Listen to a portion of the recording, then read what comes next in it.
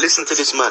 He used to work for MTV. I created that show called Spring Break. Listen carefully. Artists like Eve, I helped create that image that we see it for now.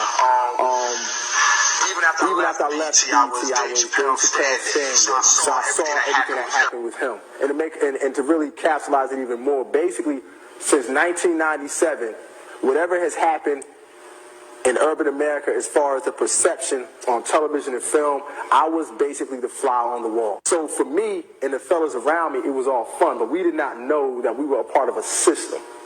Even going back to what the brother talked about with the homosexuality with the rap, here's the kicker. It's not that the rappers are gay. That's not it. That's a misconception. What it is, it's about control. See, that's what makes it, that's why you see so many buffoons nowadays in television and film, doing things that we know, like, wow, Jamie Foxx, you would say that? Wow, Jay-Z, you would actually sit there and do an anti-Semitic commercial? Because they're in a bond, because see, Jay-Z's not gay. I'll use him as an example. He's not gay. But once you reach a certain level within that weapon of mass destruction, you have to give something up. There's something that you're going to give up because you got to be down with that crew. And how do I know? Because it happened to me. That is why I'm standing here talking right now. I reached a certain level in that station. I was the only producer to ever come as a new kid and create a multi-million-dollar revenue generating show. I was the only producer in there that artists would come and be like, oh, I need D. Brad to do my show, or that actually helped create an image for artists. So it reached a certain point where now it's time for them to introduce me to the inner workings of this monster that's created.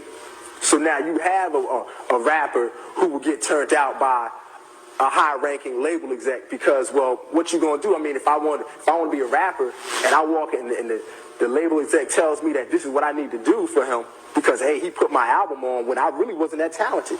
But they pushed me because they saw that I was something that they could sell. So when you bring me in a room and there's my favorite rapper right there who's in the same room, so that must mean he must have committed the same gay act as I did. It gives them the impression that I did. So at the end of the day, depending on where your level is within yourself, you'll go do it. You understand? So I literally lived the devil taking me to the mountain and saying, you can either go to the left, you can have all of this. And I was there. It was ritualistically done. The vice president sent his right-hand man to me 3 straight weekends. They do everything in threes. 3 weekends in a row. Hey, D. Brad, let's go hang out. And every weekend, he kept beating me in the head. Get rid of this Rap City, man. You can do more than Rap City, D. Brad. You can do more than you. You need to come with us. Then the 3rd night, it was the vice president's birthday. They picked me up in a long white stretch limo. We go to Joe's Uptown, up in the Bronx in New York. We go to Joe, we hang in the VIP. Get me everything I want. Then every time we hung out, it was the same way. Then they bring me to the back room. And in the back room, they have this long table with a white sheet set out. I mean, beautiful thing. Looked like the damn Last Supper. On one end is Derek Jeter. There's Stephon Marbury. There's Fat Joe. And I'm chilling. But the whole night, the vice president is on me like this. I'm trying to talk to the model chick. She's like, nah, D. Brad, come on, sit right here. So then we party. But I'm not a drinker. So if I don't get unnecessary spirits inside of me, we get inside the limo. He drops his right-hand man off quickly. We're in the car. The man standing across looking at me like I owe him something now. And I know the look because when I was young, I had the same look for women that I took out.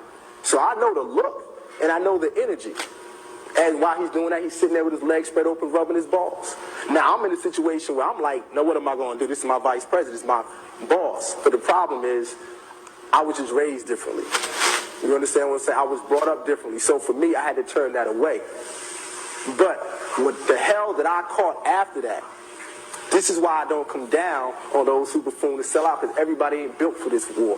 Everybody's not built for that. I've been homeless. I've had my name destroyed. You understand? I've had to walk with my head up when I've been dead ass broke. He ain't seen me for like a year because I wasn't coming home when I was broke like that. I was ashamed of myself. I went from being a man to nothing because I would not cross over. As a television producer who was Dave Chappelle's stand-in, which means I did his rehearsals season 1 and 2 of Chappelle's show. I saw what happened to Dave. Dave used to give me advice all the time. And one of the key things he told me was, no matter how much money they offer you, and he said they, as he pointed to my chest, he said, never forget who you are or where you come from. And he walked away from me. And I didn't get it at the time until the nigga left. Then I said, oh. And him and Charlie Murphy would tell me the same things all the time.